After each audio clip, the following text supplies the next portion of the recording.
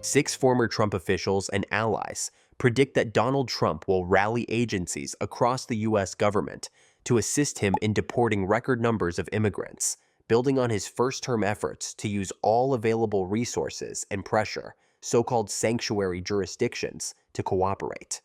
In a dramatic political comeback, Trump defeated Democrat Kamala Harris, according to Edison Research, telling supporters that America had given him an unprecedented and powerful mandate. Supporters of Trump, some of whom may serve in his second term, expect the Republican president-elect to urge the U.S. military and foreign ambassadors to fulfill his campaign pledge of mass deportations. Cooperation with Republican-led states would be part of the endeavor, and federal funds would be used as leverage against places that are recalcitrant. Trump promised a massive immigration crackdown when he retook the White House. His pledge to deport a record number of immigrants was the cornerstone of his re-election campaign. Trump's deportation campaign, according to immigrant groups, would be expensive, polarizing, and cruel, causing families to be split up and communities to be destroyed. Good to be here and be back. When it comes to immigration, Donald Trump and Kamala Harris are worlds apart. Trump has echoed the words of Adolf Hitler, claiming that immigrants are poisoning the blood of the United States.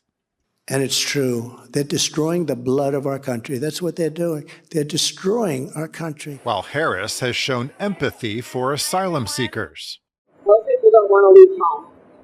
And when they do, it is usually because either they are fleeing some type of harm or they cannot take care of the simple and basic needs of their family by staying where they are. It's estimated there are some 11 million people living illegally in the U.S., 7 million of whom are known to the government. During his first term as president, Trump enacted travel bans on Muslim-majority countries, implemented a policy of separating children from their families at the southern border, and made some advances reinforcing a wall along the U.S.-Mexico border. But if he's elected to a second term, Trump and his allies are promising to go much further, vowing to facilitate mass deportations, using the U.S. military to round up millions of immigrants and send them back to their countries of origin. And they do come from prisons and mental institutions, and they are terrorists. And we're going to be paying a price, and it'll be the largest deportation in the history of our country. For her part, Kamala Harris has tried to focus on what she calls root causes of the immigration crisis. As vice president, she traveled to countries such as Guatemala, where she came under some criticism from progressives in her party when she warned would-be migrants that they would be turned back at the border. I want to be clear to folks in this region who are thinking about making that dangerous trek to the United States-Mexico border. Do not come. Although it was an issue in her portfolio, Republicans have falsely claimed that Harris served as President Biden's border czar. But they have correctly pointed to a record number of illegal crossings of the U.S.-Mexico border in the last 3 years.